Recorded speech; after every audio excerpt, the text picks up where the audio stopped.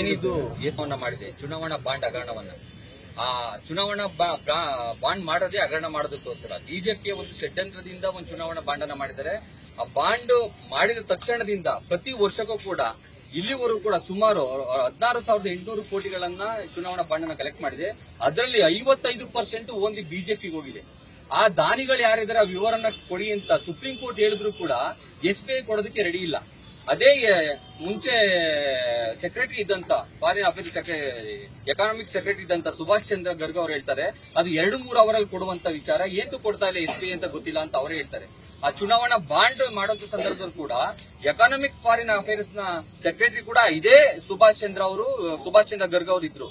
ಅಂದ್ರೆ ಈ ಮೋದಿ ಬಂದ ಮೇಲೆ ಎಲ್ಲಾನ ಡಿಜಿಟಲೀಕರಣ ಮಾಡ್ತಾ ಇದೀನಿ ಅಂತ ಏನ್ ಹೇಳ್ತಾ ಇದ್ದಾರೆ, ಆ ಡಿಜಿಟಲೀಕರಣ ಮಾಡಿದ್ರೆ 2-3 ಅವರಲ್ಲಿ ಕೊಡ್ಬೇಕಾದಂತ ಮಾಹಿತಿಯನ್ನ ಇನ್ನೂ ಕೂಡ ಯಾಕೆ ಕೊಡ್ತಾ ಇಲ್ಲ?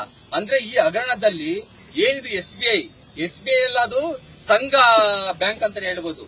SBI ಆಗಿಲ್ಲ, ಸಂಘ ಬ್ಯಾಂಕ್ ಆಫ್ ಇಂಡಿಯಾ ಆಗಿದೆ, ಸ್ಟೇಟ್ ಬ್ಯಾಂಕ್ ಆಫ್ ಇಂಡಿಯಾ ಆಗಿಲ್ಲ. ಇದನ್ನೇ ವಿರೋಧಿಸಿ ಯುವ ಕಾಂಗ್ರೆಸ್ ಇವತ್ತು ಪ್ರತಿಭಟನೆ ಮಾಡಿದೆ.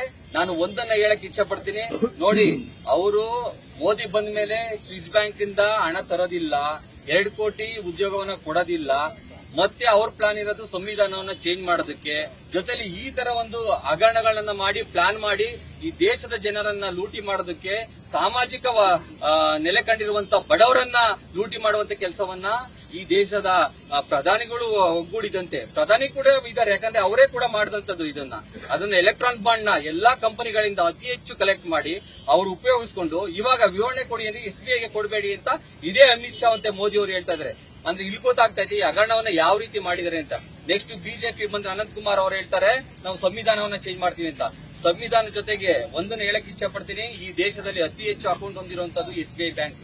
ಆ SBI ಬ್ಯಾಂಕ್ ಅಕೌಂಟ್ದಾರರ ಡೀಟೇಲ್ಸ್ ಅನ್ನ ಕೊಡೋದಕ್ಕೆ ಯಾಕೆ ಇಷ್ಟೊಂದು ಕಷ್ಟ ಆಗ್ತಾ ಇದೆ? ಯಾಕಂದ್ರೆ ಆ SBI ಬ್ಯಾಂಕ್ ಯಾರು ದಾನಿಗಳಿದ್ದಾರೆ ದುಡ್ಡು ಕೊಟ್ಟರು ಅವ್ರ ಹತ್ರ ಡೀಟೇಲ್ಸ್ ಇದ್ದೇ ಇರುತ್ತೆ. ಅದು 10 ರಿಂದ 15 ನಿಮಿಷ ಇರುವಂತ ಕೆಲಸ. ಯಾಕಂದ್ರೆ ನಮ್ಮ ಈಗ ಇರುವಂತ ಸಿಸ್ಟಮ್ IT-BT ಇರುವಂತ ಫಾಸ್ಟ್ ಆ ಒಂದು ಡಿಜಿಟಲೀಕರಣ ಎಲ್ಲಾನು ನೋಡಿದ್ರೆ ಅತಿ ವೇಗವಾಗಿ ಕೊಡಬೇಕಿತ್ತು, ಇನ್ನೂ ಕೊಡ್ತಾ ಇಲ್ಲ. ಅಂದ್ರೆ ಅವರು ಹಗರಣವನ್ನ ಮಾಡಿದ್ದಾರೆ.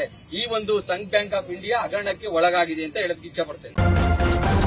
ನ್ಯೂಸ್ ಫಸ್ಟ್ ನಿರ್ಭೀತಿಯಿಂದ ನಿಮ್ಮ ಪರವಾಗಿ.